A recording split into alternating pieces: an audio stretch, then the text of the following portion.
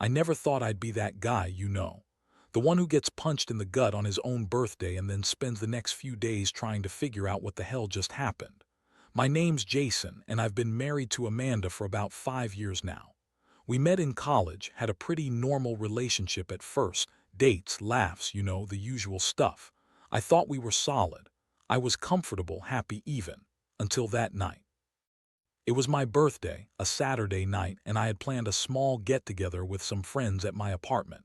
Nothing fancy, just a few beers, some pizza, a couple of good friends. Amanda was supposed to be there too. She'd been acting weird all week, distant, distracted, snapping at me over small things. I shrugged it off, figuring she was just stressed with work or something. But that night everything seemed fine at first. She was dressed nice, came in with a big smile, kissed me, told me she loved me, and we started the evening. As the night went on, I noticed Amanda was more interested in her phone than in talking to anyone. She kept excusing herself to the bathroom, which wasn't unusual, but she'd be gone for a long time each time. I caught her texting. I saw her sneak a few quick glances at her screen when she thought I wasn't looking. I asked her if everything was okay, and she brushed it off with that bitchy little smirk she always puts on when she's annoyed. "You're overthinking, Jason. It's just work stuff. Nothing to worry about." Yeah, right. I thought she was just being defensive, but I had a weird feeling in my gut. Then the really strange part started. She began telling everyone she wasn't feeling well, that she was tired and she left early. I figured she just wanted to get away from the crowd, but she told me she'd be back for the cake and the last toast. That's when I noticed she left her phone on the table. I wasn't planning to snoop, but I happened to glance at it while she was in the bathroom. That's when I saw it, an ongoing conversation with some guy named Mike. The texts weren't explicit at first, just casual stuff. Him asking what she was wearing, her saying she was tired but still wanted to see him. But then it quickly escalated. They started talking about meeting up, about sex, about how much she wanted him. I felt like I'd been hit with a freight train. My stomach sank and my hands went cold. I couldn't believe it. My wife, the woman I loved, was planning to cheat on me with my best friend. The words "I'm going to see Mike" kept echoing in my mind. I couldn't breathe right. I just sat there, staring at the screen, trying to process what I had just seen. I didn't want to believe it, but there it was, proof that everything I thought we had was a lie. I sat there for what felt like forever, clutching her phone, my mind racing a million miles an hour. I kept looking at those messages, rereading them, trying to convince myself I'd misread something, that maybe it was just innocent banter. But no, it was clear. She was planning to cheat on me, and with my best friend, no less. Mike. The guy I trusted more than anyone outside my family. The guy I'd introduced to Amanda, thinking they'd get along, that they'd be friends.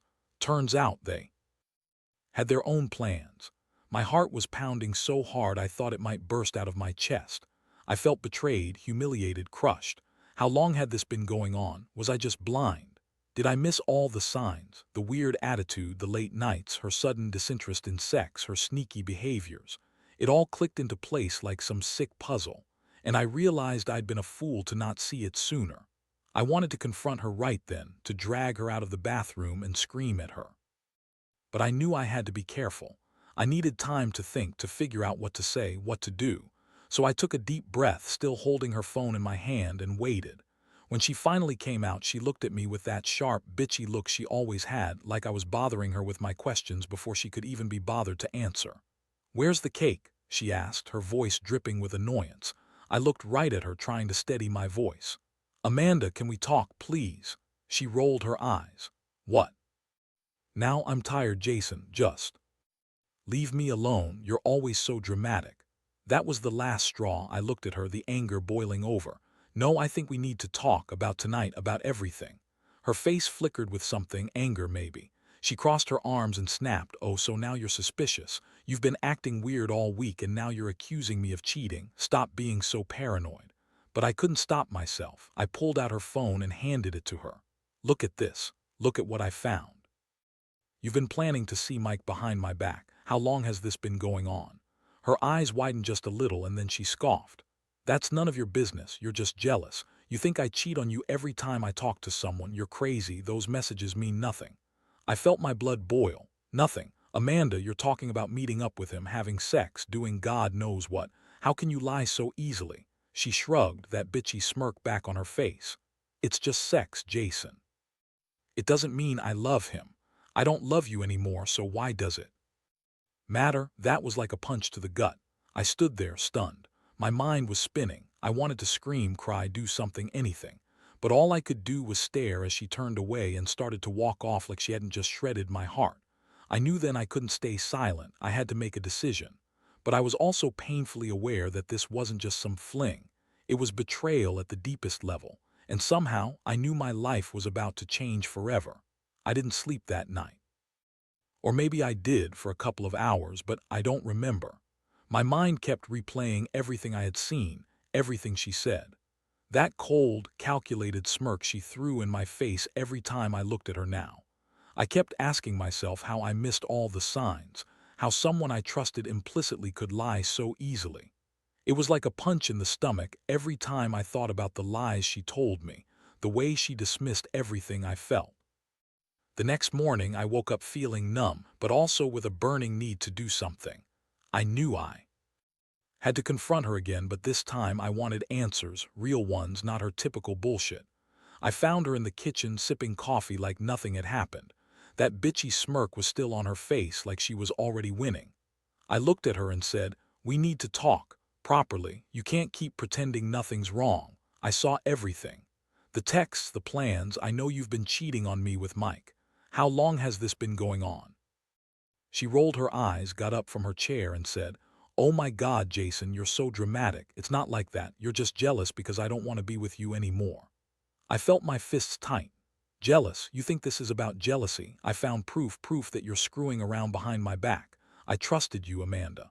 I introduced you to Mike because I thought you deserved someone who cared. Turns out he was just another guy you used to get your kicks." She scoffed again, crossing her arms. "Look, Jason, I don't know what you want me to say. Yeah, I've been seeing Mike, it's just sex. It doesn't mean I love him or I want to leave you. I just needed something different. You're so boring lately, you don't even try anymore."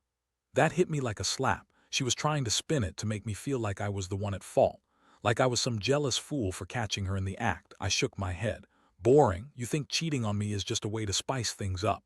That's sick, Amanda. I thought we had something real, but I guess I was just a fool to believe it." She looked at me, eyes cold, voice biting. "If you're so hurt, Jason, maybe you should just get over it, or better yet, leave. I don't need this drama. I've already made my choice." And that's when I knew I couldn't keep pretending everything was okay. I was angry, so angry I wanted to shake her. But more than that, I felt this deep, aching betrayal, like a part of me had been ripped out and stomped on. I went to the living room, sat down, and just stared at the wall. The realization hit me hard. My wife, the woman I loved, had been lying to my face every single day, and she'd been sleeping with my best friend behind my back. The worst part, I knew I had to decide what to do next, but the pain made it impossible to think clearly. All I could feel was this gnawing mixture of heartbreak and fury, and I knew that from that moment on, nothing in my life would ever be the same. The days that followed were a blur of rage, heartbreak, and a strange kind of clarity. I couldn't look at Amanda the same way anymore. Every smile she threw my way, every "I love you," felt like a lie. It was like living with a stranger who had been pretending to be someone else all along. I felt betrayed on every level, and honestly, I was furious. Not just at her, but at Mike too. How could my supposed best friend do this to me, to us? I started noticing even more signs: her texts, her sneaky phone habits, the way she'd suddenly disappear with her phone whenever I got close. But this time, I didn't just think about it. I started digging. I couldn't stop myself. I downloaded a pretty good spy app and installed it on her phone while she was out running errands. I needed to see what else she'd been hiding, and what I saw left me even more shattered. She'd been sneaking around with Mike for months, maybe longer. They met up late at night, sent secret messages, even made plans for weekend getaways. Every time I thought she was just tired or stressed, she was with him. The worst part, the sex.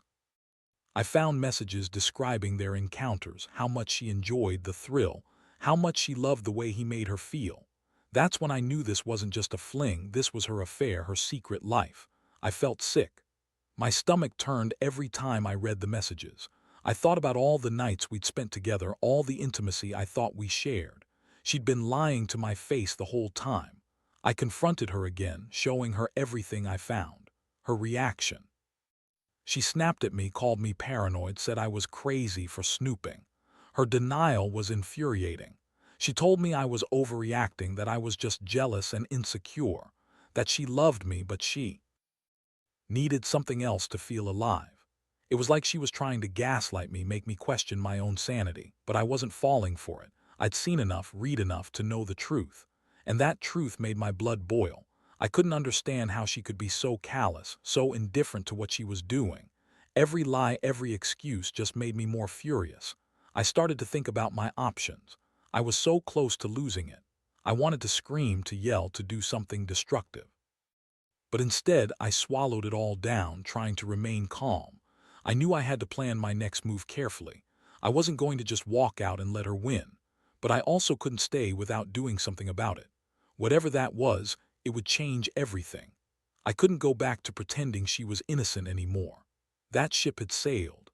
After gathering all the evidence and mentally preparing myself, I finally decided I had to confront Amanda one last time.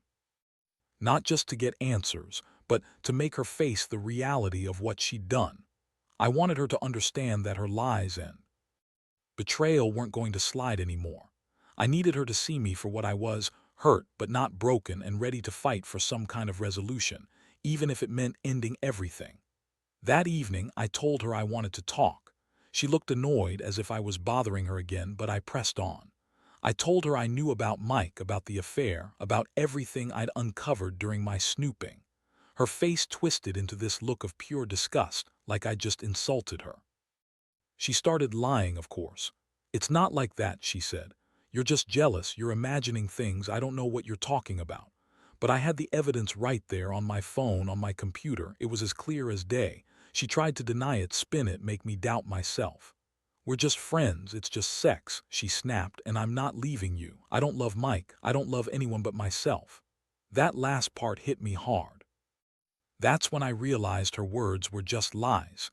Empty words meant to keep her in control, to make me feel like I was the one overreacting, but I knew better now. I told her I couldn't keep living like this, that I deserved honesty, respect, and trust. I told her I was done pretending everything was okay. She yelled at me, called me paranoid, accused me of being crazy. But I didn't back down.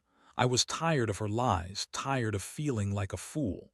I told her I wanted her to leave, to go stay with her friend, Mike, if that's what she wanted.